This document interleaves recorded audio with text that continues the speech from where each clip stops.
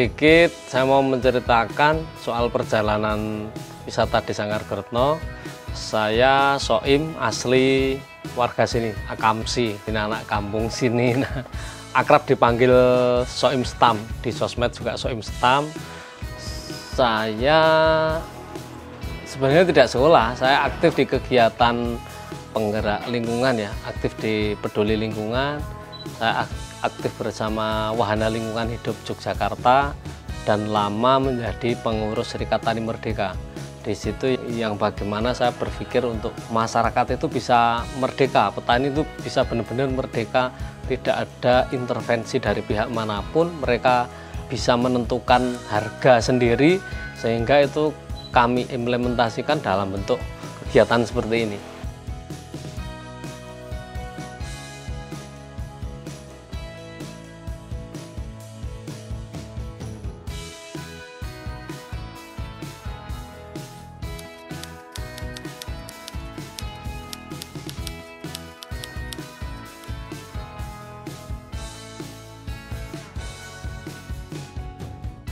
Desa Ngargoretno adalah desa yang berada di lereng Menoreh, kebetulan berada di sudut antara Kulon Progo, Purworejo sama Magelang, sehingga kita mengatasnamakan menjadi Akamsi Gelang Projo, anak kampung sini, Magelang, Kulon Progo, dan Purworejo. Yang di situ ada beberapa potensi sebenarnya, dan saya mengawali adanya wisata desa ini sejak 2015.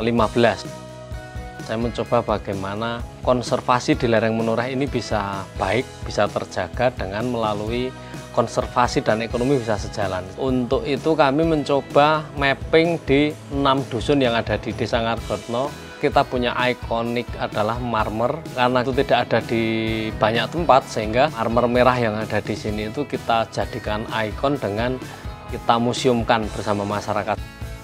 2016 kami mendeklarasikan Museum Alam Marmer Indonesia, yang sebenarnya juga itu anugerah ya, dan tidak ada di desa-desa lain yang ada di Kabupaten Magelang, Kabupaten Purworejo juga enggak punya, Kabupaten Kulon Progo juga enggak punya. Namun ada beberapa aktivitas penunjang dari Museum Alam Marmer Indonesia itu dari beberapa kegiatan yang ada di masyarakat, sehingga kami mengatasnamakan diri kami, masyarakat kami, dan desa kami menjadi wisata Desa Ngargoretno, yang di dalamnya ada banyak banget, ada edukasi budidaya kambing yang baik, sampai tamu wisatawan kita ajak ke kandang memerah susu kambing kemudian dinikmati langsung.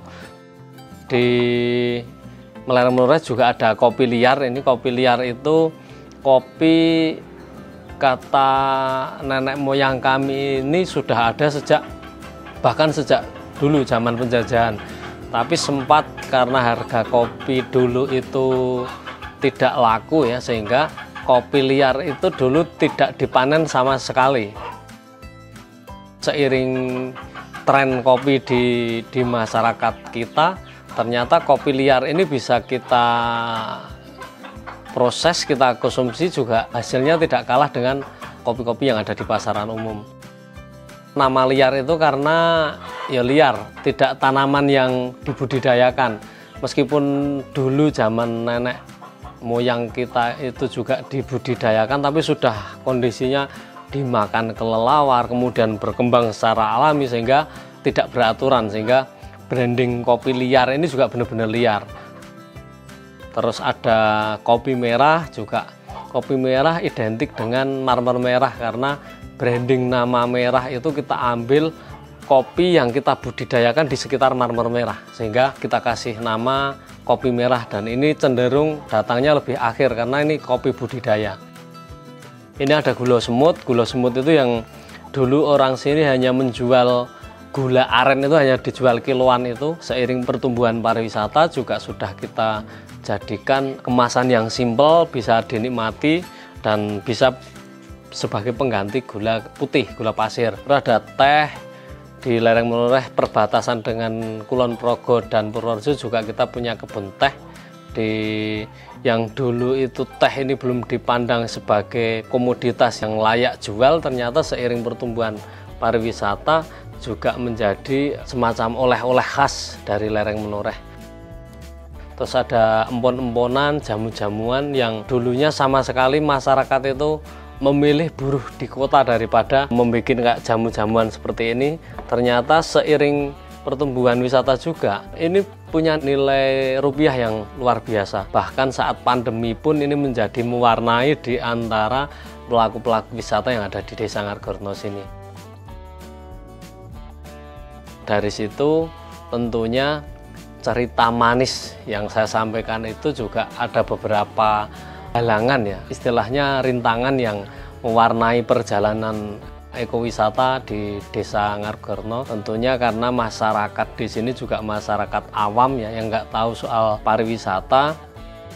Kita juga melakukan secara kontinu, kita melakukan peningkatan kapasitas baik pelaku wisatanya maupun masyarakat secara umum, baik bersinergi dengan desa, bersinergi dengan pemerintah kabupaten, dalam hal ini Dinas Pariwisata, maupun pihak-pihak lain yang peduli dengan mengangkat ekonomi kecil, ekonomi kreatif.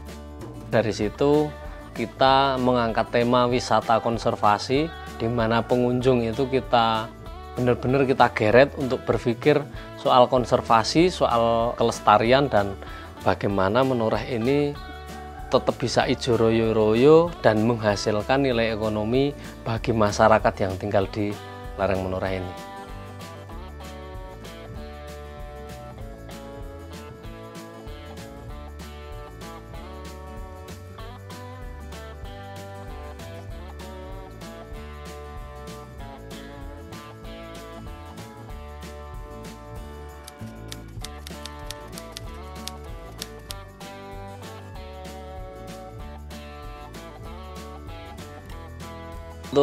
Untuk Dusun Selorjo sini kebetulan punya dua ikon ya, ikon marmer yang kita bikin kawasan Museum Alam Marmer Indonesia itu dengan edukasinya berupa sektor peternakan. Orang datang diajak belajar ternak, diajak memerah susu kambing etawa, kemudian menikmatinya.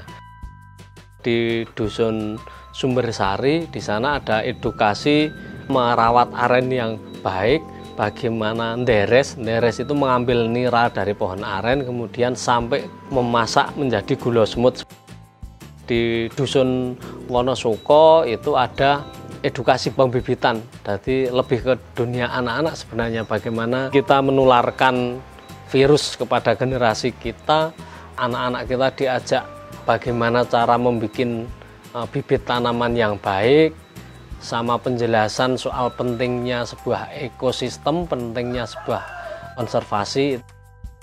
Sebelahnya ada Dusun Wonokerto, itu kita punya landscape yang luar biasa, punya kebun teh di sana, punya kukusan view yang bisa menikmati benar-benar pemandangan yang sejuk, dan hanya saja akses jalannya kita masih trekking maupun pakai adventure, pakai jeep off-road 4x4. Di Dusun Tegalombo itu banyak potensi lebah madu yang kita kembangkan menjadi kelompok segoro madu. Bahkan sekarang lagi tren untuk seiring pandemi ini banyak banget orang yang datang memanen madu di situ terus dimakan langsung, dan untuk oleh-olehnya juga madu dari hasil panen mereka sendiri itu. Dusun terakhir itu ada Dusun Karangsari, di sana ada batik, karena kita punya potensi anak yang memang membidangi soal batik, juga batiknya batik Ngargoretno sini. Kita mengeksplor semua potensi seperti belirik, marmer itu, seperti ada geblek, ada daun-daunan, daun pisang, daun apapun yang ada di Desa Ngargoretno ini. Kita kombinasikan menjadi sebuah karya batik, namanya batik kere. Kenapa batik kere? Awalnya kere itu berangkat dari tidak punya apa-apa, hanya punya semangat saja, tapi keren, sekarang sudah berkembang, bahkan sudah didaftarkan ke GAKI sekarang.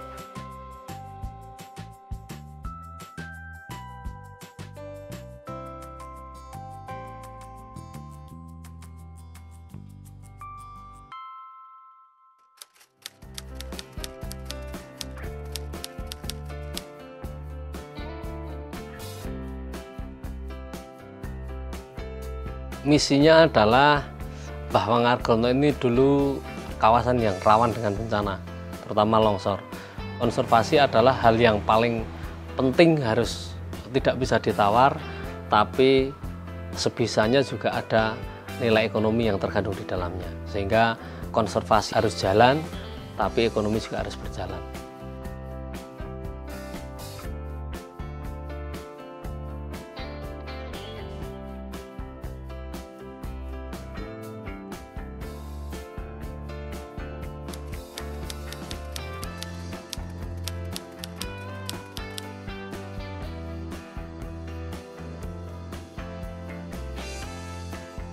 Untuk pengelolaan sektor pariwisata, sebenarnya pariwisata ini bisa dikatakan kolaborasi dari semua elemen kelembagaan yang ada di Desa Ngargono, seperti kelompok tani, kelompok remaja, kelompok sadar wisata, yang kebetulan sebagai leading sektornya untuk penjualan ya, untuk sektor marketingnya itu badan usaha milik desa.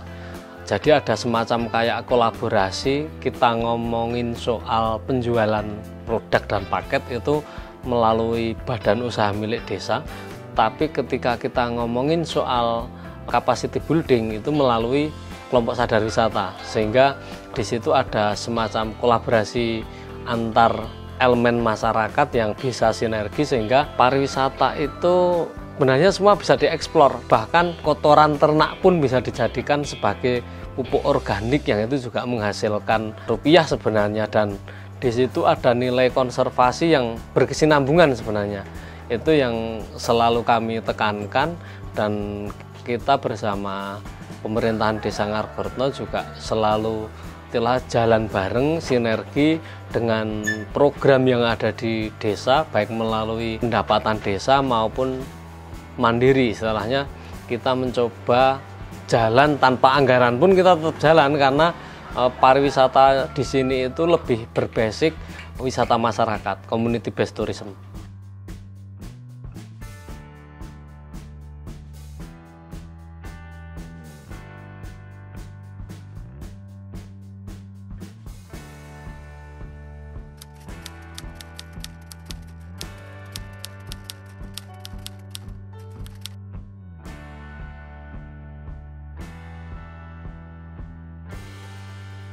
Sebenarnya bentuk kerjasama antar lembaga kita, kelompok tani itu menjadi unsur yang terpenting, karena semua produk yang ada di Desa Ngargono ini adalah produknya petani. Sehingga petani yang sudah punya hasil tani yang melimpah itu hanya kita kasih sentuhan bagaimana hasil pertanian itu tidak keluar dalam bentuk mentah.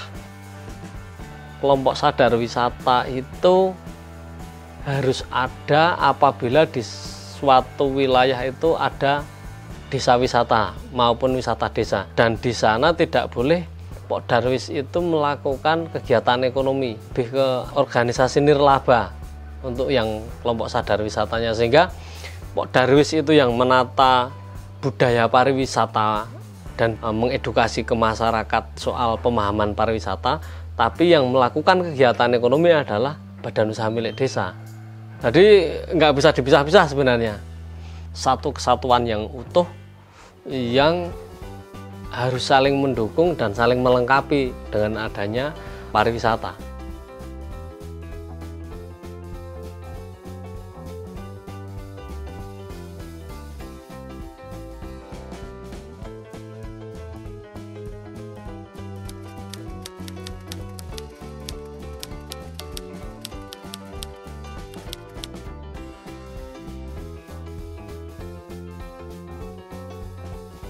Untuk pemasaran produk-produk yang ada di desa sini melalui satu pintu badan usaha milik desa, dan sekarang sudah banyak berjaringan, istilahnya desa bersaudara, sister village itu dengan beberapa desa yang ada di sekitar Ngargono, karena memang konsepnya paseduluran. Semakin kita banyak jaringan, sebenarnya semakin membantu dari sektor pemasaran.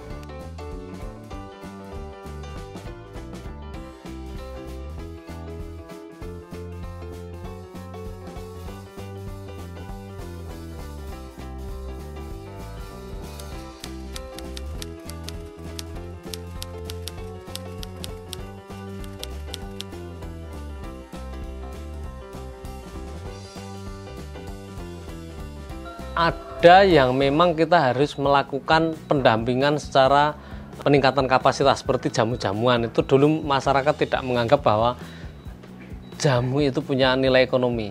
Kalau batik itu memang mereka sudah pinter batik, hanya sedikit memberi sentuhan soal branding sama pemasaran barengnya, ke digital marketingnya. Tapi ada beberapa dusun yang memang harus kita tongkrongin ya, bikin kopi liar. Kalau teh ini memang sudah turun-temurun, mereka bikin teh.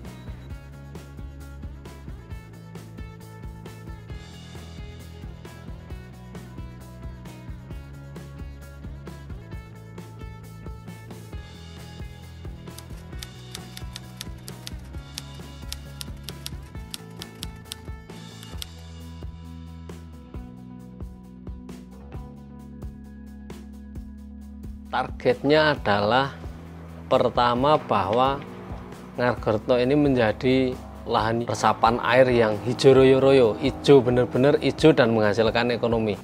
Karena branding konservasi tidak dibarengi dengan kegiatan pariwisata yang menghasilkan ekonomi, tentunya tidak akan bisa berhasil, karena di lereng Menoreh ini di Ngargoretno tidak ada lahan milik negara ya.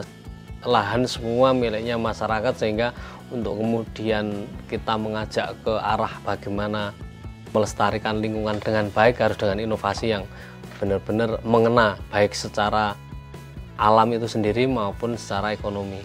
Dan targetnya bagaimana masyarakat bisa menjadi dirinya sendiri, mereka merdeka hidup di Desa Ngargoretno ini dengan berjualan produk, dan mereka sadar bahwa kita mempunyai potensi yang luar biasa dan mampu untuk mengembangkannya.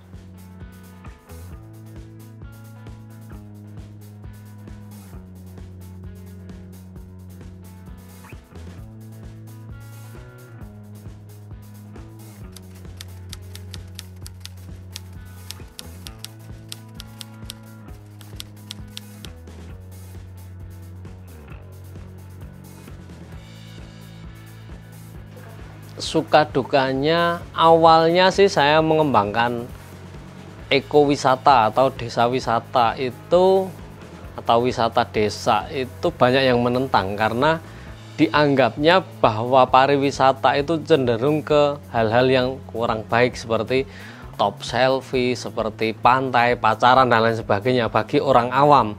Tapi setelah kita melakukan sosialisasi terus-menerus, kita melakukan aktivitas pariwisata secara terus-menerus, ternyata akhirnya baru masyarakat secara luas itu tahu, oh pariwisata itu ternyata orang datang diajak ke kandang, diajak belajar soal kambing. Karena batasan-batasan pemahaman orang soal pariwisata itu sendiri yang awalnya menjadi hambatan bagi kami dalam pengembangan pariwisata.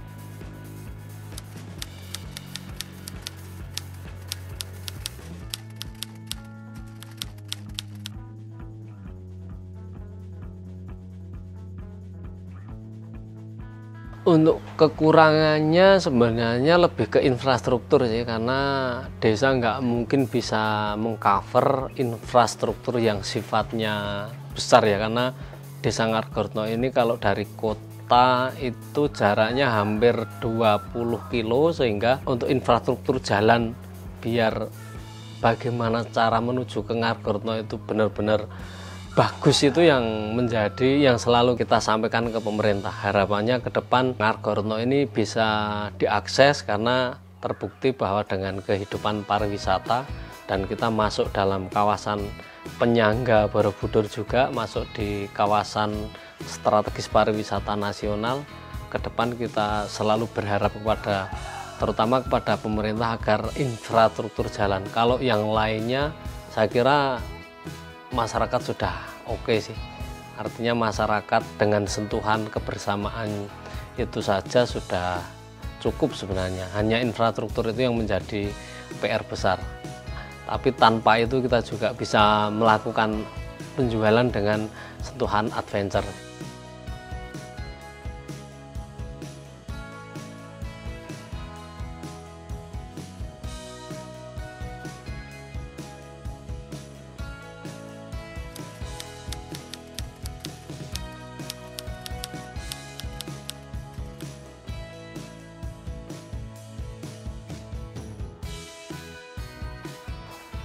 Sebenarnya cita-cita saya itu untuk cita-cita pribadi ya, mulia bareng masyarakat. Saya nggak punya cita-cita untuk sugih sendiri ya, untuk kaya sendiri. Bagi saya kebersamaan itu menjadi hal yang prinsip, karena kita kaya raya tapi sendiri ya percuma. Saya lebih seneng bahasa teman-teman sini ngekek-ngekek bareng, tertawa bareng.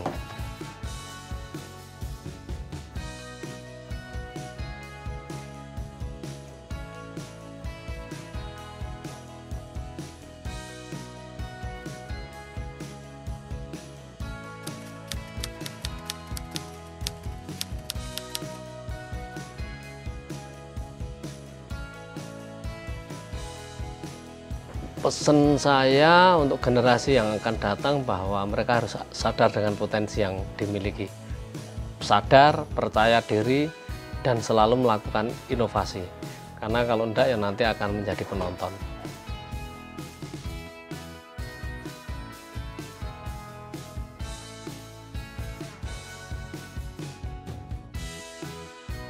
Harapannya sih Ngargoretno ini akan bangkit, bisa menjadi media belajar bagi siapapun.